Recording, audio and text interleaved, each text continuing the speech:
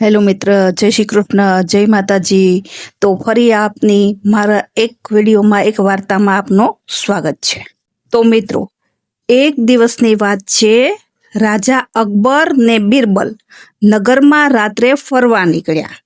ફરતા ફરતા નગરમાં તળાવ પાસેથી પસાર થઈ રહ્યા હતા.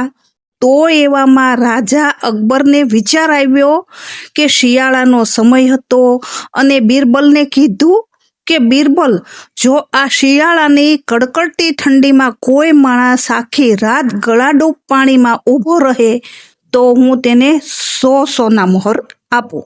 તો બિરબલે જવાબ આપ્યો, મહારાજ, કોઈ બીજો શું, હું પોતે આખી રાત પાણીમાં ઊભો રહું. તો મહારાજે અકબરને કહ્યું, કાંઈ વાંધો નહીં, 4-5 સિપાહીની હાજરીમાં આ કામ તમારે કરવાનું રહેશે. તો બિરબલે કીધું, જી મહારાજ.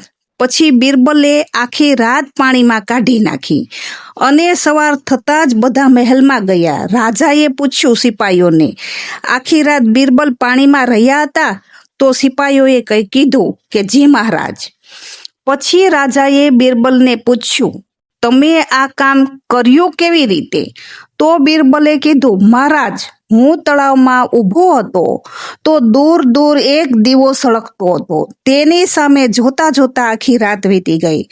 તો રાજાએ કીધું, તો તમને એ દીવાની ગરમી મળતી હતી એટલે તમે આખી રાત ત્યાં તમે પાણીમાં રહી શક્યા, તો તમે હારી ગયા.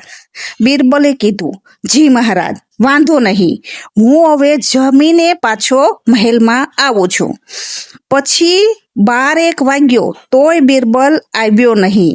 રાજાએ સિપાહીઓને કીધું, બિરબલને બોલાવી લાવો. તો બિરબલ કહે, હજી મેં ખીચડી રાંધવા મૂકી છે, થાય પછી જમીને આવું. સિપાહીએ કીધું.